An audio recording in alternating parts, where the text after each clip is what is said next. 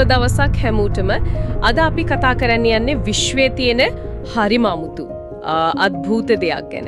ඒ තමයි කළු කුහර. අපිට ලැබිලා තියෙන මේ තොරතුරු ටික පාවිච්චි කරලා මේ වගන ටිකක් ගැඹුරට කතා කරමු නේද? හොඳ අදහසක්. බලමු මේ මූලාශ්‍ර වලින් මොනවද කියන්නේ කියලා. කළු කුහර කියන්නේ මොනවද? කොහොමද හැදෙන්නේ? ඇයි මේවා මෙච්චර විශේෂ? හරි එහෙනම්. අපි මුලින්දම පටන් ගමු. සරලවම කිව්වොත් මොකක්ද මේ කළු කුහරයක් කියන්නේ? මට තේරුණු විදියට නම් අර ආලෝකයටවත් ගැලවෙන්න බැරි තරම් හරිම ප්‍රබල ගුරුත්වාකර්ෂණයක් තියෙන තැනක්. ඔව් ඒක හරි. ඒ කියන්නේ අති විශාල ස්කන්ධයක් හිතා ගන්නවත් බැරි තරම් පොඩි ඉඩකට ගුලි වෙලා අන්න ඒකෙන් තමයි අර මහා ප්‍රබල ගුරුත්වය හැදෙන්නේ. ඒ නිසා තමයි දැන් මේ දත්තවල තියෙනවා අපිට මේවා කිලින්ම පේන්නේ නැහැ. ආලෝකය එන්නේ නැහැ එළියට. එතකොට කොහොමද හොයාගන්නේ? හොයාගන්නේ වක්‍රාකාරව. අර අවට තියෙන තරු වායු වෙලාකුළු වගේ දේවල් වලට වෙන බලපෑමෙන් ඒවේ චලනයේ වෙනස් වෙන හැටි බලලා මෙතන කළු කුහරයක් තියෙන්න ඕන කියලා අනුමාන කරනවා. හරිම සංකීර්ණයි වගේ. එතකොට මේ වගේ දෙයක් මේ තරම් ප්‍රබල දෙයක් හැදෙන්නේ කොහොමද? අර මම දැක්ක තැනක ලොකු තරු මැරෙන එක සම්බන්ධයි කියලා. ප්‍රධානම ක්‍රමය ඒක තමයි.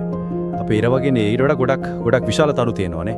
ඒ වගේ අර ඉන්ධන ඉවරුනහම ඒ තාරකාවේ හරය ඒකේ බර දරා ගන්න බැරිව ඇතුළටම කඩා වැටෙනවා. කඩා වැටෙනවා. කොලැප්ස් වල කියන්නේ ඒකට.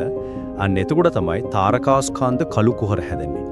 ඒක ඇතුලේ අර ඒකීයත්වය එම නැත්නම් සිංගුලාරිටි කියන හිතා ගන්න බැරි තරම් ඝනත්වයක් තියෙන ලක්ෂයක් හැදෙනවා.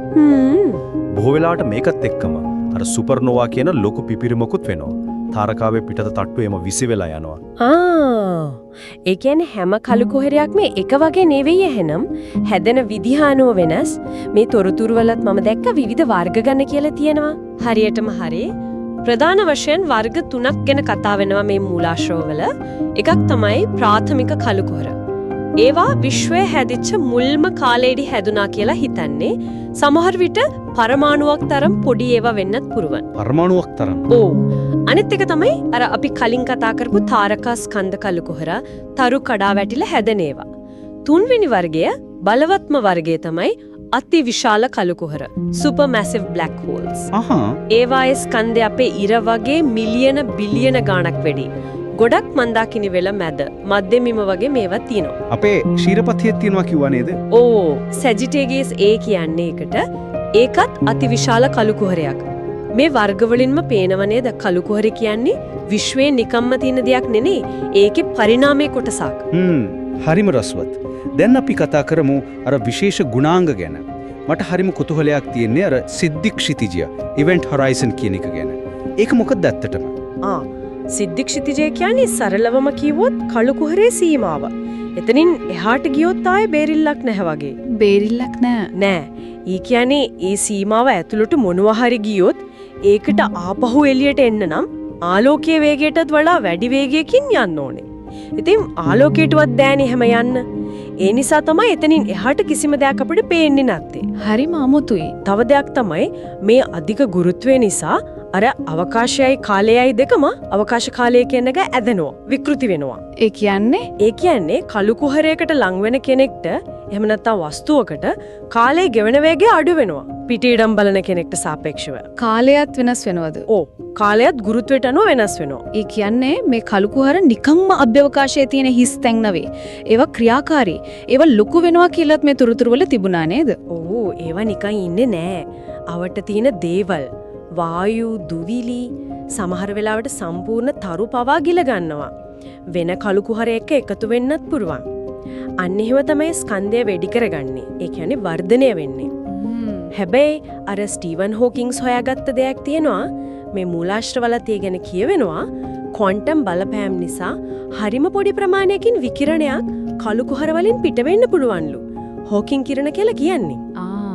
ඒ කියන්නේ ඒවා නිකම්ම ගිල ගන්නවා විතරක් නෙවෙයි නෑ.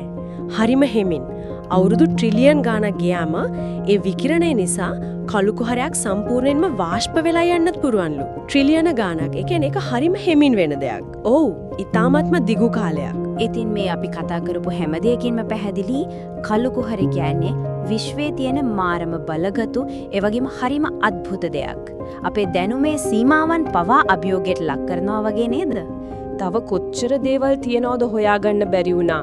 විශේෂම දේ තමයි අර අයින්ස්ටයින්ගේ සාපේක්ෂතාවාදය වගේ දේවල් අන්ත ගුරුත්වාකර්ෂණ තත්ත්වය යටතේ පරීක්ෂා කරන්න හොඳම තැන තමයි කළුකුහර ආශ්‍රිත පරිසරය. ඒ කැලිය භෞතික විද්‍යාව ඉගෙන ගන්න ස්වභාවික පරීක්ෂණාගාර වගේ. ඒ වගේ දෙයක් තමයි අන්ත තත්ත්වය යටතේ නීති ක්‍රියාත්මක වෙන හැටි බලන්න පුළුවන්. එතකොට මම හැමදේම කතා කරලා ඉවර වෙද්දී හිතේ ඉතු වෙන ලොකුම ප්‍රශ්නේ තමයි අර සිද්ධික්ෂිතිජයෙන් ඇතුළට ගියොත් එතනින් එහාට මොකද වෙන්නේ? අර ඒකීයත්වය කියන්නේ ඇත්තටම මොන වගේ තැනක්ද? ඔව් ඒක තමයි තාමත් තියෙන ලොකුම අභිරහස. විද්‍යාඥයෝ තාමත් උත්තර හොයනවා. ඒක සමහර විට අපේ මේ විශ්වය ගැන තියෙන මූලිකම අවබෝධයත් වෙනස් කරයි දවසක. හිතන්නවත් බැරි දේවල් නේද? ඇත්තෙන්ම